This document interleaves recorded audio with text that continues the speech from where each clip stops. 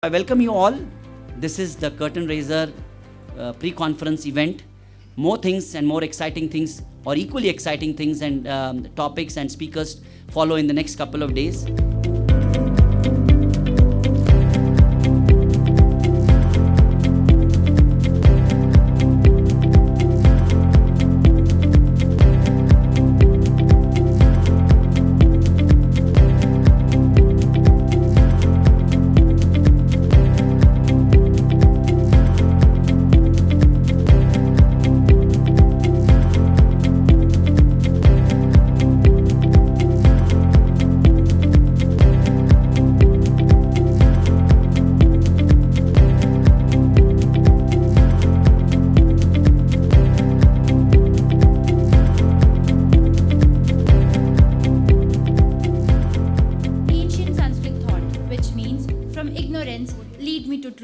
From darkness, lead me to light, and from death, lead me to immortality.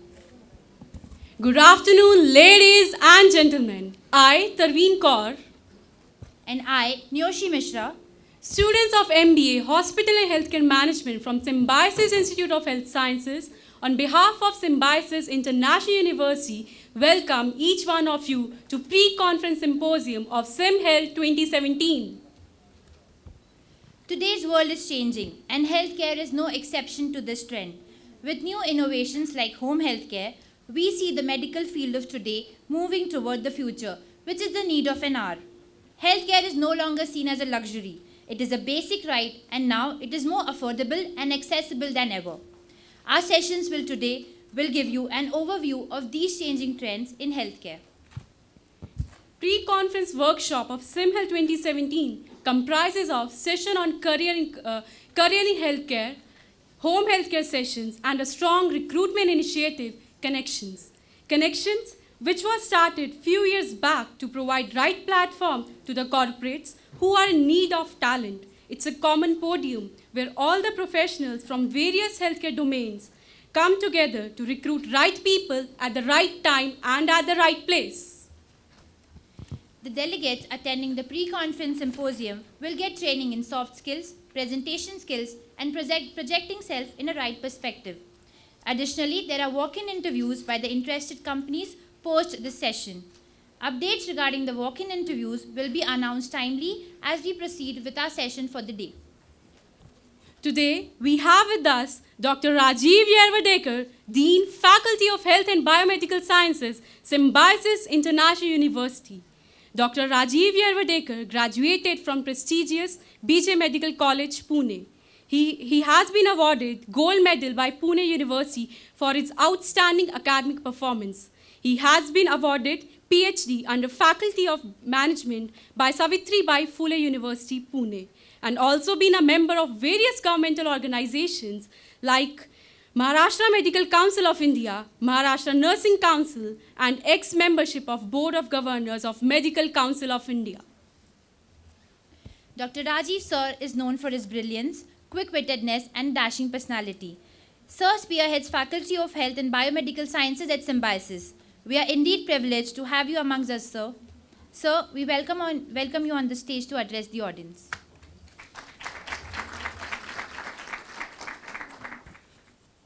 Good afternoon, everyone. Well, it's a privilege to be here and welcoming you all. This is the 18th edition of the seminar which we hold every year. We used to nomenclature it as the National Seminar on Hospital and Healthcare, Medical Legal Systems and Clinical Research. And I shall be sharing with you more in detail in tomorrow's inaugural program. Suffice it enough to say at this juncture, this year, because of the changing landscape of healthcare delivery and the emerging verticals which come under the ambit and the larger umbrella of the healthcare sector, and we subscribe to the view that healthcare is beyond hospitals. The thought process was to engage into a dialogue with various stakeholders and stakeholders beyond the clinical domain. Because typically we do focus on clinical disciplines, which is not wrong. And as a gynecologist by training, I do subscribe that sharpening your axe in clinical skills is much the fundamental training which you need to have. But pari passu with this is also a need to be abreast with developments in other fields. And hence the conceptualization of SYMHEALTH, which talks of a symbiotic approach between various stakeholders of the healthcare fraternity and beyond, which would ensure affordable and equitable healthcare. And as a prelude to this conference, heralded by many international and national faculty, and you lovely, colorful, enthusiastic young audience, and as professors and as teachers in a university, we always are happy seeing young, fresh faces. As I always say, there's a 9 a.m. look, which unfortunately fades at 5 p.m. Can we continue to have the 9 a.m. look? And you students are the 9 a.m. look, which gives us the elixir to give you and share with you our speeches, our experiences, our expertise by the wonderful faculty which would be addressing you in the next 3 days. And the pre-conference symposium, therefore, is a curtain raiser to the extremely relevant, pertinent, and burning topics which we face as healthcare providers. And we said that we would take 2 to 3 topics which are on the horizon, possibly a little fuzzy, possibly a little what we don't understand.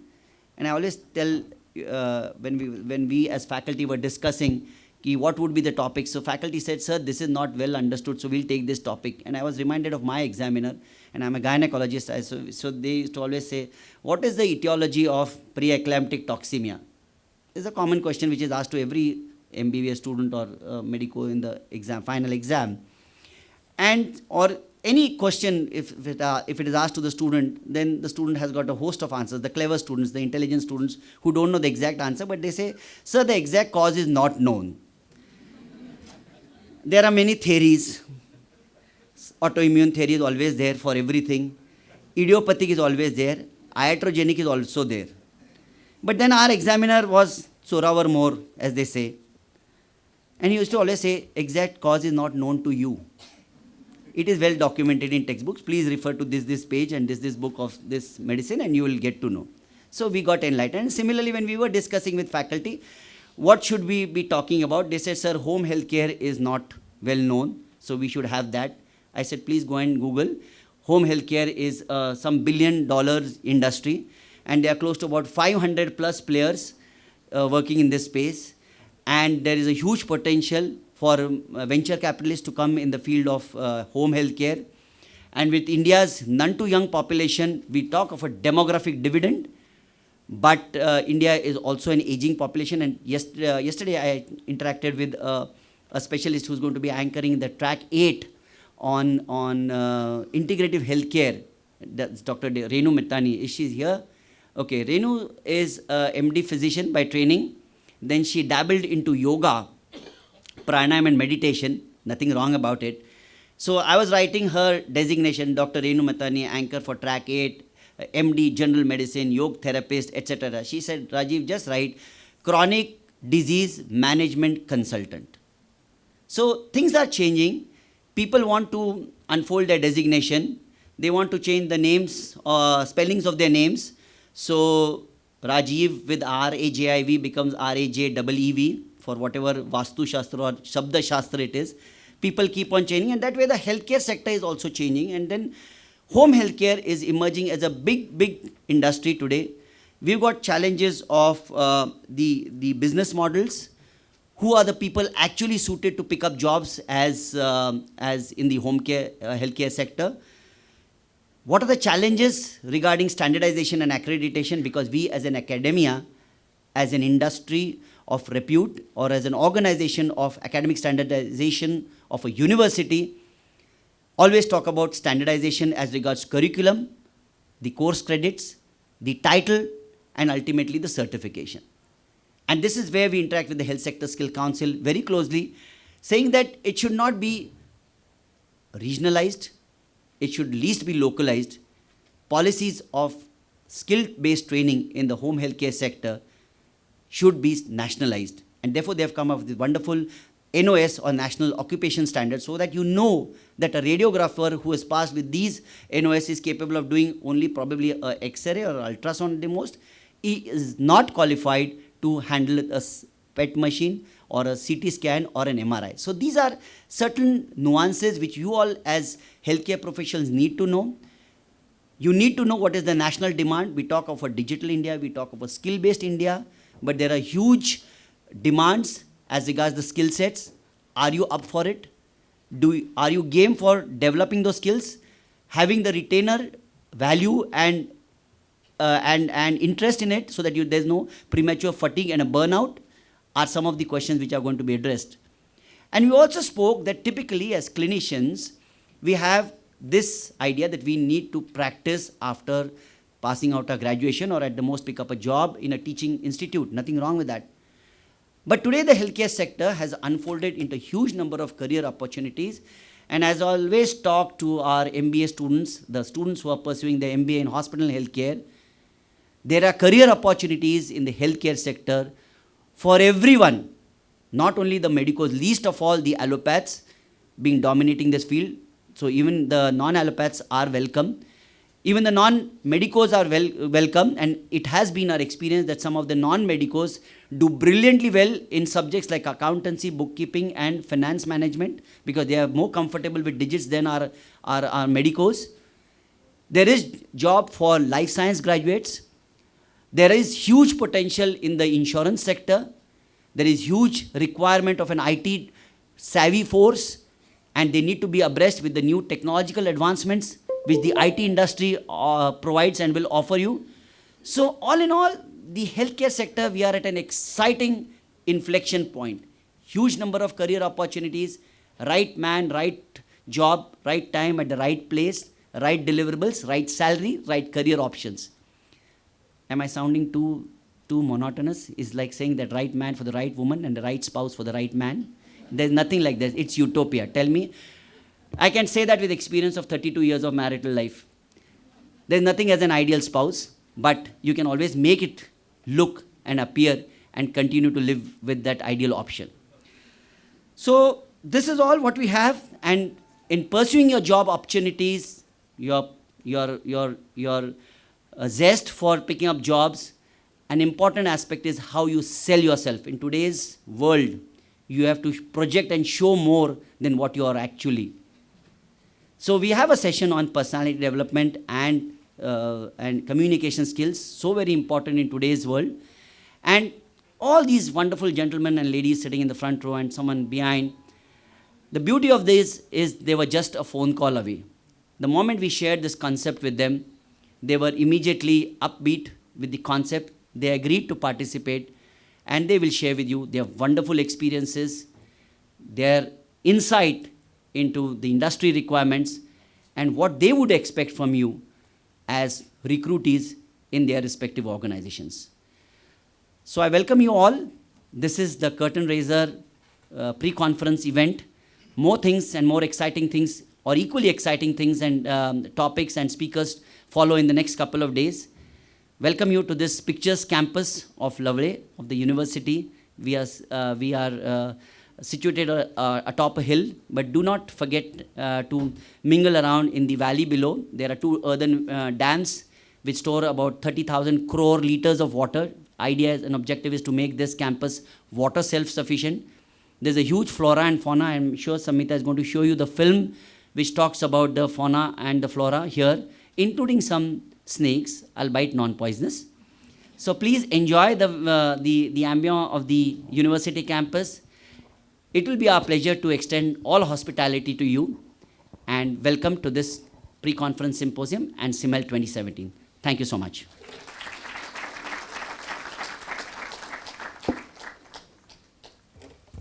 Thank you so much, sir, for sharing your experience and making the environment light and briefing our audience what all they are going to experience in this 3-day conference that is SYMHEALTH 2017. Before we start with the session for the day, we would like to give a few important announcements to the delegates attending the conference. As a part of Green Initiative, all the delegates will receive pre-conference symposium certificates on their email IDs. For availing Maharashtra Medical Council credits, MBBS doctors should register at Central Library on both the days, that is 5th and 6th of May. Link containing feedback form is already shared by an email to all the esteemed delegates and to all the registered candidates. After we have received your feedback form, e-certificates will be emailed. We request all the delegates to please keep their mobile phones on silent mode during the session. The delegates who have installed the SYMHEALTH app, we kindly request all of you to update the app by going to the Play Store. May I now request all our panelists for the session on career opportunities in healthcare to kindly grace the dais. Dr. Ravindra Karanzekar, Group CEO, Jupiter Hospital, the chairperson for the session. An orthopedic surgeon by degree, Sir has worked with various renowned hospitals like Global Hospitals, Wokhart Hospital, Fortis Healthcare, Tata Memorial at executive and managing director positions. Sir has been the chairman of Accreditation Committee at Quality Council of India. Presently, Dr. Ravindra Karanzekar Sir is the chairman COM at National Board for Quality Promotion. Dr. Sriraj Deshpande, Head Health Insurance, Future Generali India Insurance Co. Limited. An alumni of Symbiosis Institute of Business Management, Dr. Deshpande currently heads Health Insurance Vertical of Future Generali and has been responsible for setting up in-house servicing unit for the same. Sir has been awarded with the prestigious C.T. Deshmukh Award by National Insurance Academy, Pune, for his work on health insurance. Sir, we welcome you here at your alma mater university. Dr. Narendra Barhate, MD and CEO, Seed Infotech Limited. With MTech from IIT Powai in computer science and practical experience in defense research projects from DRDO, Sir founded Seed Infotech in '94 to build skills in information technologies. Under Sir's visionary leadership, Seed has grown to this greatness today. Sir has been appointed the convener of Confederation of Indian Industry Pune IT and ITS panel for the year 2016-17. Dr. Madhura Nene, former director, Quintiles. With an extensive experience in clinical research involving medical data review and safety monitoring of clinical trials, customer liaison, team management, and change management, Ma'am is currently working as freelance consultant physician, clinical research development, and scientific writing. I welcome all our panelists on the dais. Now I request Dr. Ravindra Karanzekar Sir, Group CEO of Jupiter Hospital, to kindly chair the session.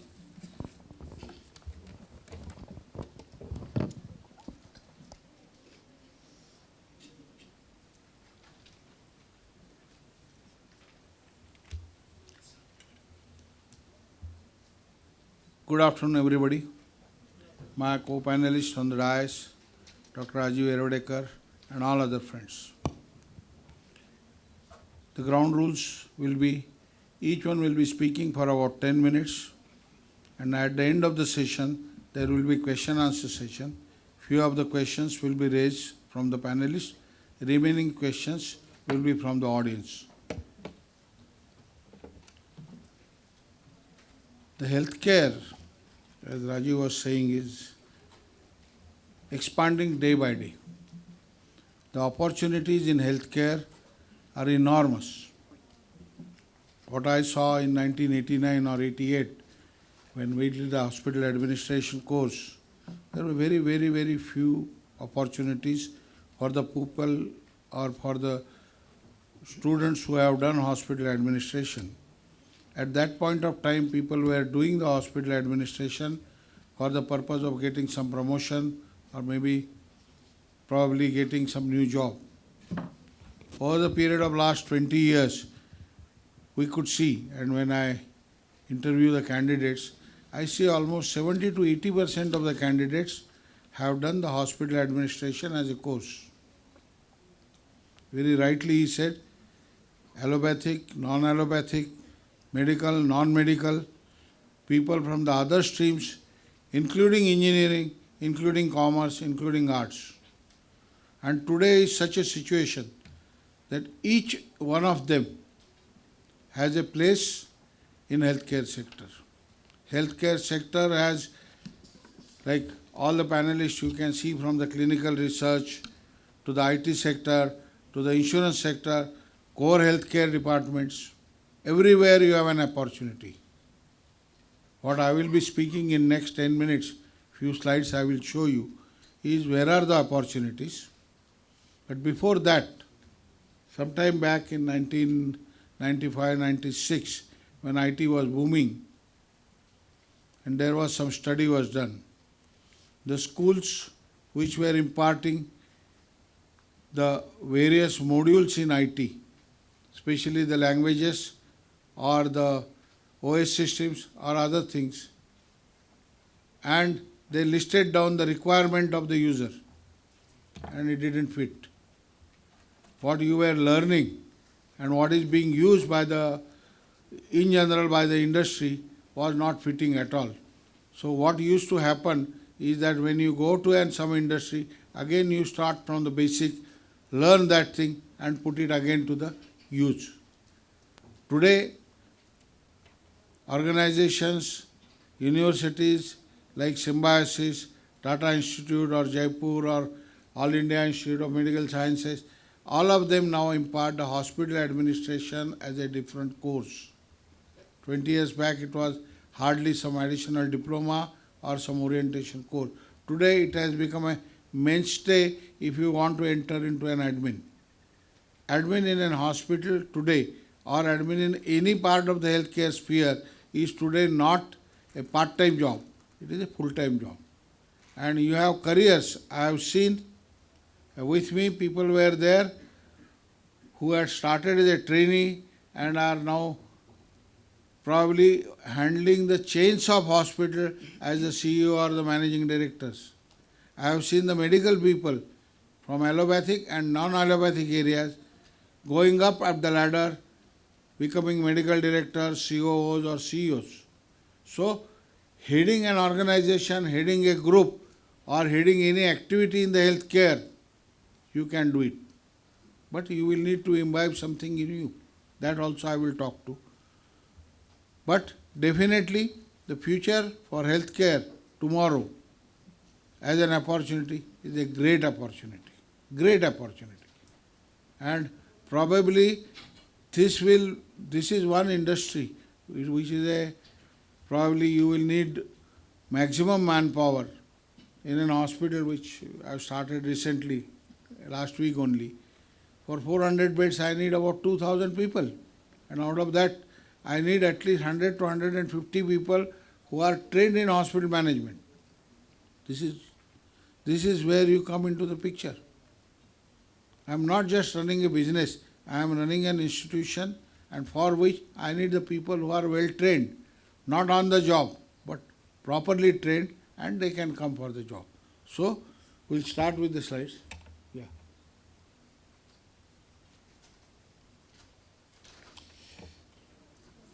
As it is only 8 to 10 minutes for each speaker, I'll just give a background. As I said, people are coming from various streams, Ayush, dental, nursing. Recently I have seen the number of dental students increasing. I'm a little surprised. But out of 10, I can find 4 to 5 medical people who are from the dental stream. They do the dental complete and join for the hospital admin. So Ayush people are also joining the healthcare stream. Both of them are quite useful. My medical person, head of medical services at Mumbai, she is BMS. My Pune person is again a dental. So we have that, again the streams like biomedical, commerce, arts and engineering. These are the input of the students. Main streams, as I said, nursing, medical, non-medical and others. Now in medical, what are the opportunities right now? You can go up to the position of CEO, CEO, director, admin. Also you can go to the medical director or executive director. There are two different thoughts. I worked with almost 8 or 9 big groups in the country, started most of the hospitals